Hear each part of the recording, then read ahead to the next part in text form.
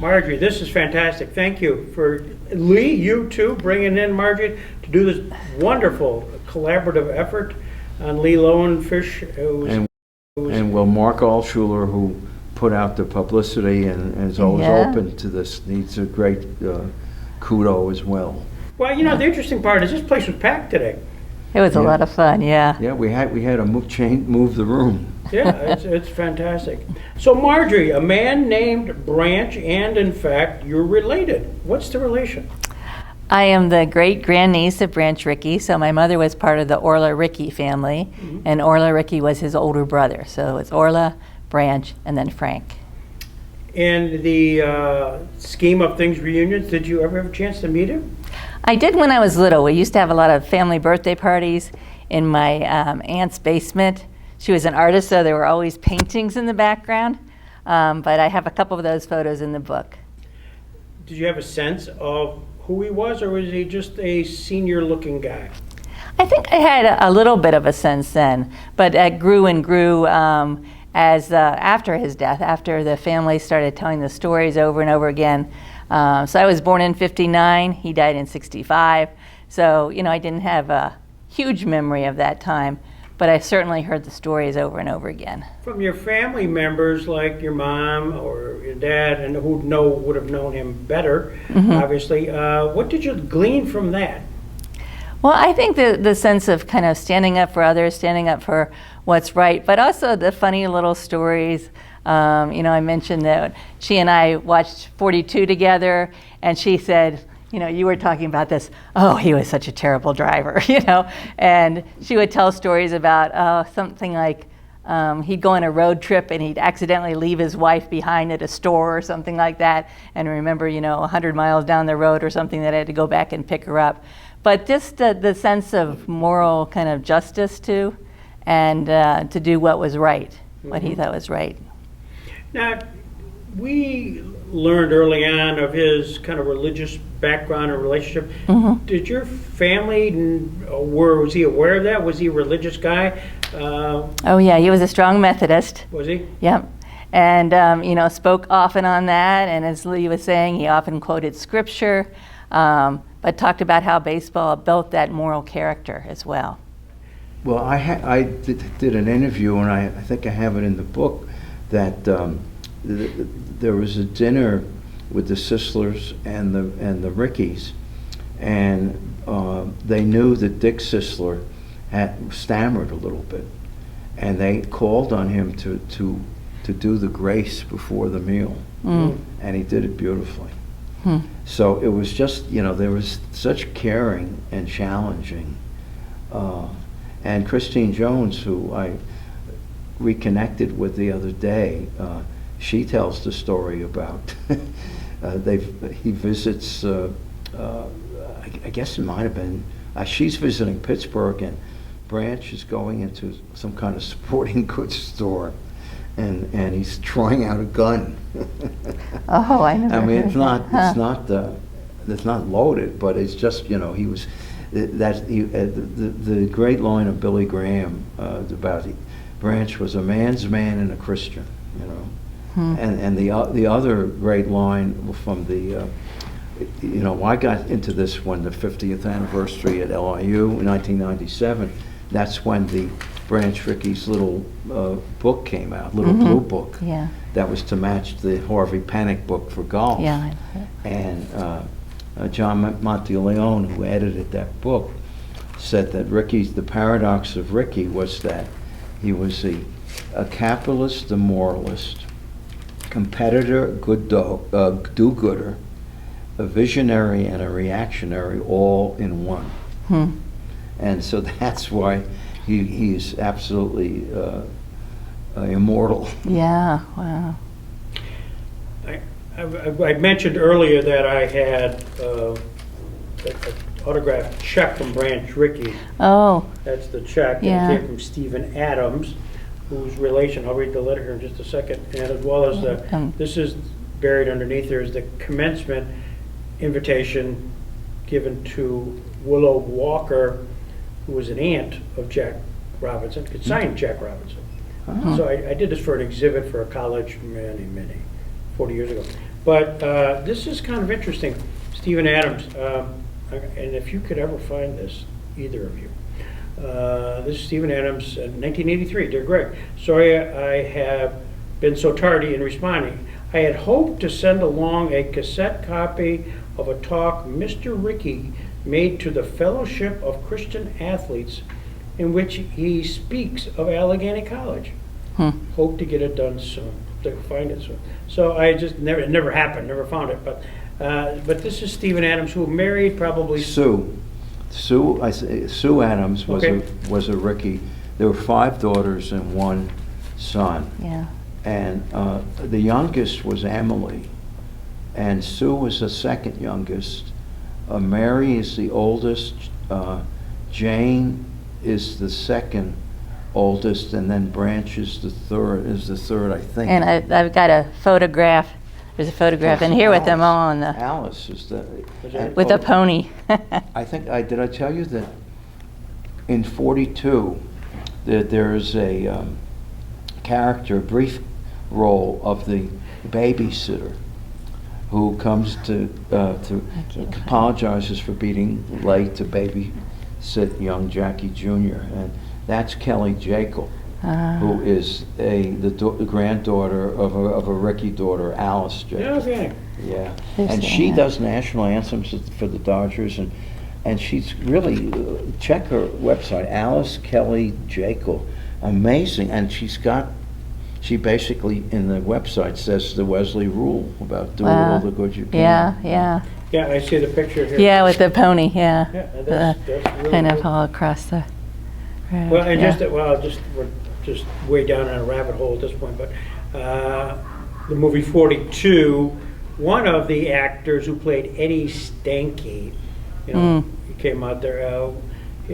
His grandfather lived in Bemis Point, New York, and he was telling me this stuff. My grandson's the actor who played Eddie Stanky in 42. If he's ever in Chautauqua County, I'd love to interview him about the role, and I did. And so if ultimately one day the kid, really handsome blonde-haired guy, said, "I'm here because my grandfather told me to come to see you." I'm at my law office. I go, "Hold on, let me set everything up. We're going to talk." So and how that the whole movie was sort of. Oh well, I don't know Chris Merloni's background, but it's the first movie about this story that brings DeRocher in because you can't. I mean, a combination of Leo and Branch, you don't buck them. Yeah. Anyways, we're now back to you, Marjorie. So there is probably a family story or two which you heard at one point. You'd say, "You won't believe this, Greg, but this is a story that maybe family legend or lore, but nevertheless, here it is. This is the stuff we talk about at reunions." Do you have one of those or two? Well, it's a famous one. We always heard the story of Thomas Tommy, and that rubbing off, the skin. If I could only make it white. Here's what happened. Here's how something sad turned into an idea that eventually turned into something great. The great experiment, in fact. When the college lost its baseball coach, Branch was hired in his place. He loved coaching, but boy did he get tired of one thing, the bullying. This bullying was even worse than at that one-room schoolhouse in Turkey Creek. Here, rival players were picking on his first baseman, Charles Tommy Thomas, one of the few African Americans at the school and the only one on the team. Now, Tommy wanted to be a dentist, but he sure was handy with a bat and ball. That didn't stop opponents from hurling insults. In 1903, one Kentucky coach even pulled all of his players from a game with Ohio Wesleyan. No way was that coach going to let his players on the same field as Black Tommy. Branch didn't like that at all. He didn't use his fists like at that one-room schoolhouse, but he sure raised his voice. He argued and yelled and argued and yelled. Finally, just like at Turkey Creek, he won. Tommy took the field with everyone else. The problems didn't stop there. This was the early 1900s, and there was more than the plenty of ugliness to go around. Racial slurs, violence, segregation at its heights, with bullies saying who could enter through which door, drink from which water fountain, eat at which restaurant, and sleep in which hotel. It wasn't stopping anytime soon, not for another 60 years. The next baseball season, when Branch's team was traveling in Indiana, problems kept mounting. "No way," a hotel clerk said in his not-so-nice tone. "No way that boy's staying. This here's a whites-only establishment." Another town, another bully. But Branch was Branch. He was thinking about what was right. He was thinking about strategy.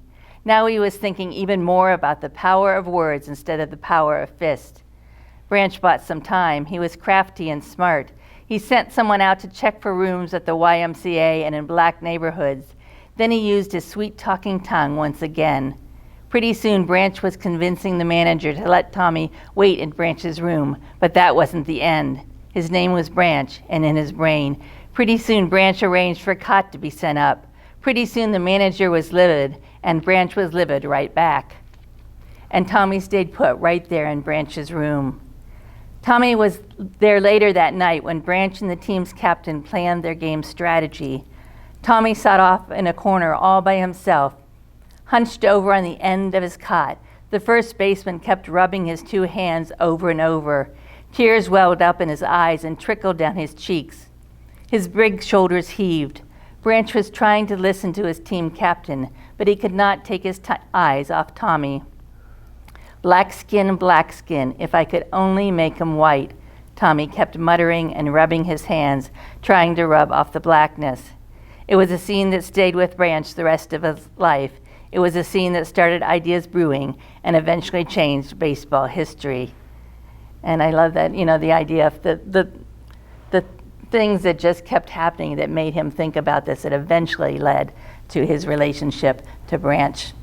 And I was thinking also with your question, I heard a lot of stories about my mother going to like ball games and going on trips with her Uncle Branch, and she met I think she met Jack Benny that way. She met, his name just went out of my head. Oh, Red Barber. And so she would tell little stories about meeting some of these celebrities too. Was she awestruck by this? I think she was a little bit, but it was also just part of her life, And he was very generous to her. He paid for her to go to Ohio Wesleyan. So. Did you go to Ohio Wesleyan? No, I didn't. No. Was there a long tradition of family members going there? Well, I think in the Rickey family, you would probably know more about that than I would. Yeah, Christine Jones is the one who started there, and then she had I don't know if it was pneumonia, but she left to recuperate at home, and then she went to drama school. And she's in Annie Hall, I think I told you, and also this Stealing Home. I must see the whole thing, and soap operas, and she's really quite remarkable. Yeah, but she was at that, I'm sure, you were probably there too, I'm sure, at the big to-do maybe 15 years ago at Ohio Wesleyan. Oh, yeah, that's, 20 years ago. And then my brother they Rick was invited there. me to Bob Jones's memorial at a restaurant in Washington. Bob Jones was really, in fact, there was Bob Jones or John Eckler was the one who, one of them, or both of them certainly, they began to refer to themselves as Mr.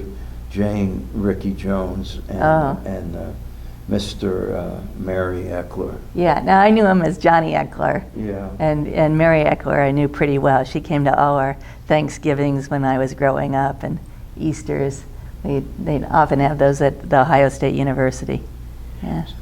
So Marjorie, you just came back recently from doing a symposium at Allegheny College. Was it a writers' conference? It was a writers' conference, St. David's Writers' Conference, and I taught poetry workshop. But I read an excerpt from a man named Branch, and people were excited, people were interested, so that was encouraging. Back home. So right up, literally, as I mentioned, there's the Allegheny. I played 4 years at Allegheny football, and that was our claim. One of our claims to fame is we say, anybody ever come from Allegheny? Yeah, Branch Rickey, many moons ago. What was interesting, and that's just biographical stuff, he coached in 04 and 05. He was a 1904 graduate of Ohio Wesleyan, played minor league baseball in the summers of 03, 04, and 05. He also, according to this, he also played semi-pro football in the fall before he suffered a broken leg. And then went out for the major leagues in, was it 04 and 05? Is that about right? So there's a lot going on during that. So he's coaching for a gig, making a couple bucks, graduated from Ohio Wesleyan, playing semi-pro football. There's just a lot. I mean, and going to YMCA's and supporting local Republicans, and that's kind of all came to the head with the tuberculosis. And the fortunate that Ohio Wesleyan It must have been connection. really hard for him to sit still. Oh man, yeah. It's he was the multitasker before that word was used, and that. What's the question you would have asked Branch Rickey if you'd ever had dinner with him? Well, that's a very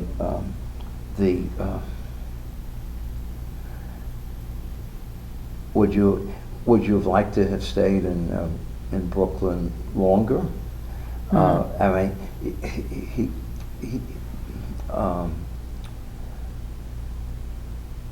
would you have liked to have integrated the sport earlier? But I guess I've never been asked that question, so it's a very it's a difficult one, but a juicy one.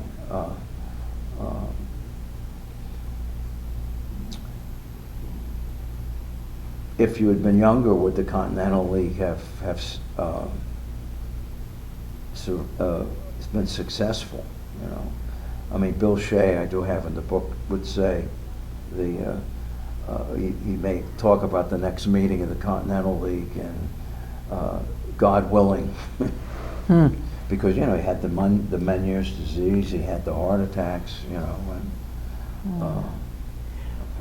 Well, interestingly enough, locally, the Continental League, one of the teams scheduled was Buffalo. Right, it's the only team the only team that that were in the original league that didn't actually get it because too close to Toronto and Cleveland, because there's so much TV, even more now. But I did get a wonderful letter from Lamar Hunt, because the Lamar Hunt with the AFL took the Continental League idea of pooling, because your big problem now is that Cleveland, Detroit can't compete with the Yankees and the Tigers. Well, not the Yankees in LA for the TV money, and they split it, so.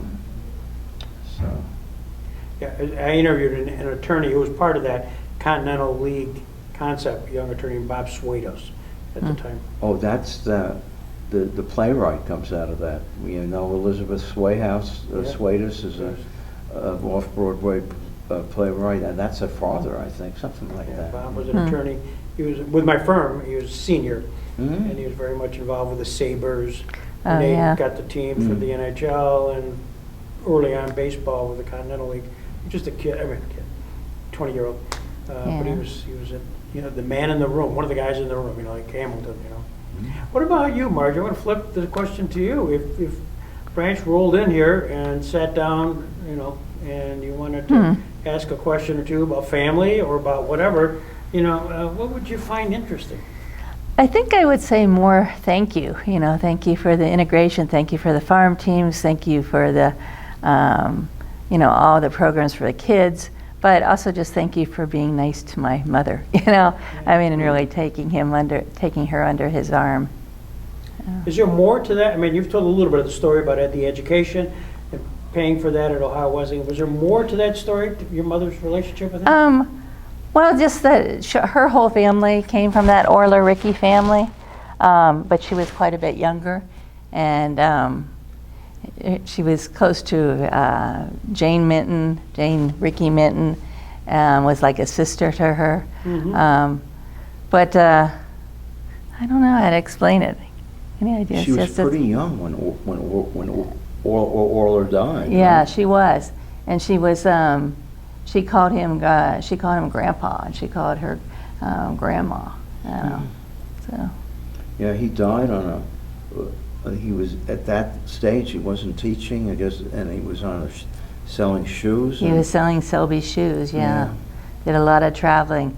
And here's one thing that I was at a writing residency a couple years ago, and I had inherited from my mother, who died a few years ago, a whole box full of postcards from her grandfather. So as he was traveling around the country, you know, mostly the Ohio, Pennsylvania, Indiana area, he would write these postcards back to her, and the old postcards were just, you know, beautiful to look at. And he would write on the front, "Here I am, this is where my room where I was staying," you know, with an arrow to it. But then I've written some poems about that whole family relationship in these postcards that she got from her, who she called her grandfather. What's your life arc? We graduated from... I graduated undergraduate from, you mean at college? Yeah. From Wheaton College in Chicago. Mhm. Then I got my master's at University of Louisville in creative writing. And then I got my MFA at Cornell, and a few years in there teaching as well. Then I started teaching at Lock Haven University in Pennsylvania. Thought I was going to be kind of passing through. Met the guy over here in the corner, who your audience can't see. And he eventually got a job very close to mine, about a half an hour apart, so we had 2 academic positions together. And we've been in Williamsport, Pennsylvania since 1993. So 2 kids. Yeah. I would drive through there on my way to Dickinson, because that's Yeah. where I went to law school. Oh, yeah. Oh, Yeah. Carlisle. Little League Capital. I was the official Little League World Series author 2 years in a row. So that was a lot of fun. Got the, you know, the lanyard with the free pass for when our kids were little, and we got to sit in all the seats and, you know, without worrying about the lines and stuff like that. And So what was your role there? Really, I just kind of met with the little leaguers. I was in the museum for certain hours and sold books and talked to them as they came in. I don't think they do that anymore because of the security. But I just talked to the director recently, and he's going to have me in for school visits and things like that. But that's when my Rules of the Game baseball poems came out. Yeah. So that was fun. And then I met this guy. I don't know if you even remember. Gary remembers at Cooperstown one year, and I'm not sure which year that was. Yeah, I try to go almost every year. Yeah, To the but it was symposium. And my mother sent you, I got a copy of your book from my mother, and then she sent you a little postcard so you could sign it for her. Can't remember why it wasn't, or maybe it was already signed, and she wrote you a letter, and you wrote her back a wonderful letter, and that really meant a lot to her. She was really, really touched by that. Well, it's God, baseball, and family. You know, that's the Trinity. You Yeah. know, and it's hard to separate, but Yeah. but it's strength of character, boy. You know, it's and you know, I'm glad Mark raised a question about he did well for business, but it was more than just business for him. And you know, and you can argue that Miller had to happen. I tried to, you know, one of the reasons I was more open to Branch Rickey is that I tried to do a memoir with Miller, and he had me fired because I wasn't obsequious enough, you know. And I'm in touch with a lot of them. I'm openly friends with a lot of executives now because it's so crazy what's going on now, you know. And some owners are willing to shut the thing down for 2 years, you know. And I don't think it will happen, but it could, because the players are so stubborn now too. And obviously their life, they only have a limited time to make the money. You know? And they've been, so. But there'll always be baseball stories, boy. You know? Yeah. So what's the question you want to ask Lee? What's the question I You want to ask Lee? That Bob? Tell me more about what changed your mind. You touched on that a little bit. Yeah, well, it's funny.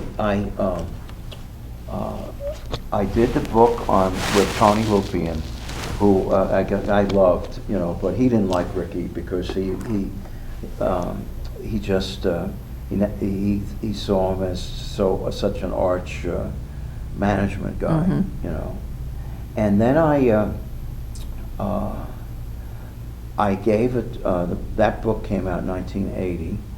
Then in '83, I was asked to speak at Essex Community College in Baltimore, and I was going to be 4 different points of view, or maybe 2 pro owner, 2 pro player.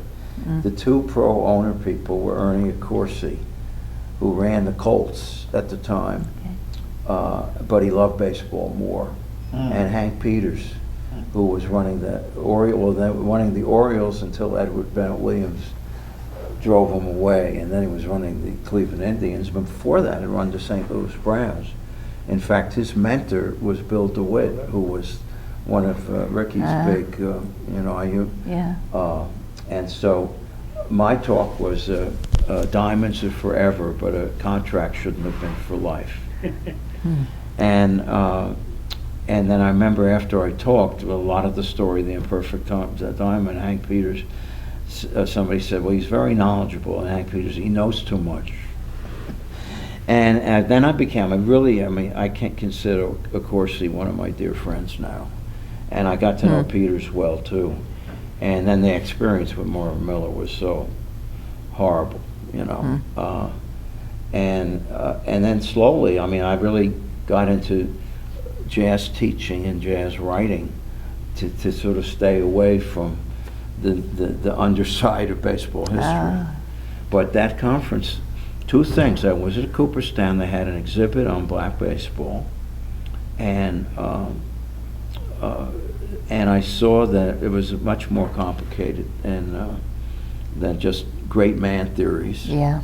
And then that conference, I talked at that LIU conference about the 2 titans and the mystery man. And that then Don Smith being the mystery man because he didn't want publicity, and actually then I decided to go to Ohio Wesleyan in 1999 to start interviewing there because that's where I met Branch, and Branch Barrett, or Branch the Third.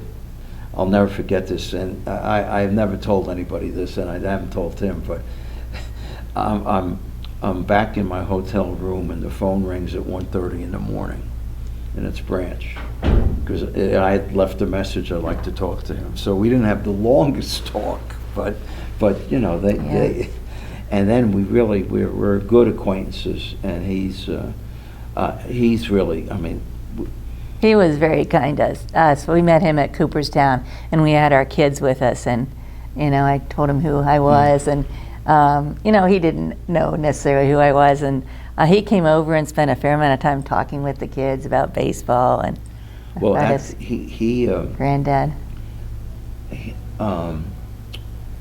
Well, 2 things I know. In one of my visits to Lucasville, I went to the cemetery, in fact, and Gene Bennett was one of his scouts, and I have the first part of my Rickey, the book on scouting, is about Rickey scouts, and Charlie Barrett, because Branch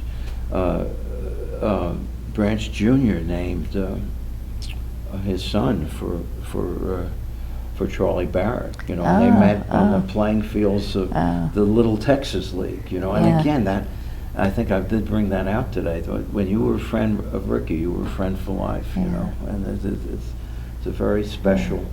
You mentioned Clyde Suckforth, is that the pronunciation? Yeah. My mother also told stories about him, I remember, Yeah, he actually played in one of the wartime years as a catcher but he was a good catcher, but like Charlie Gilbert, who was the reason we got DeRocher in St. Louis, because these guys, you can't keep them home, and they have hunting accidents. And Clyde, I think, only had one eye, but it was worse when actually Gilbert still played, but he couldn't play top quality anymore, And so. You have a question for Marjorie? Yeah, well. Uh-oh. Keep I don't know if it's a question or comment, keep people knowing their family history and knowing their stories and especially nowadays, Yeah. Yeah, I mean, I really felt that with the movie 42, that this is something that you want to pass down. But also there's, there's your wonderful book. There wasn't any kids books or, YA or MG books on Branch Rickey, and a lot of them don't know who he is. And so I wanted to pass that down.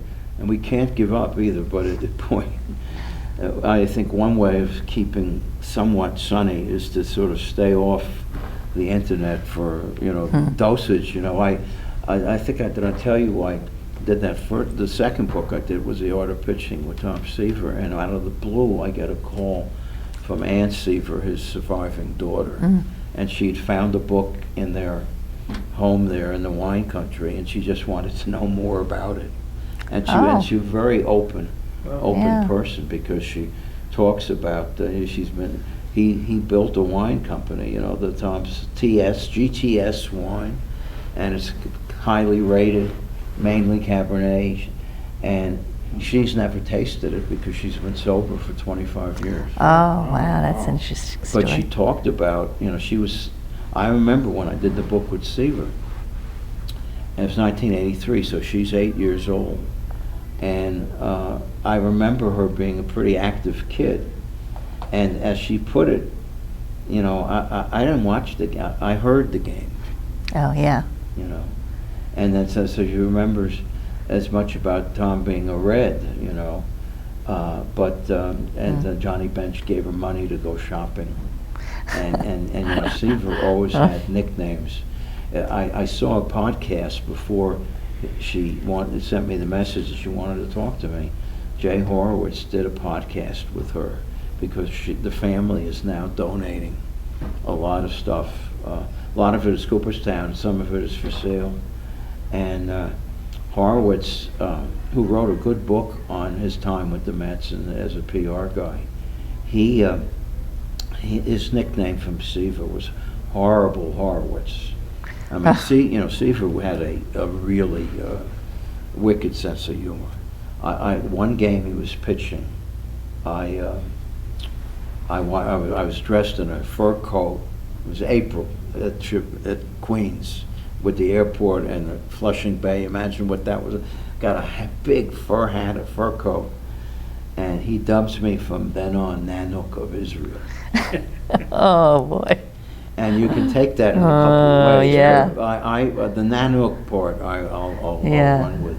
But she said they never had cable TV, they really, and he was a martinet, but boy, he was a big, he lobbied for Marvin Millen in the Hall of Fame for a long time, but he had character too, boy, and he knew there's no shortcuts, and that's the thing about this game, I mean, and so.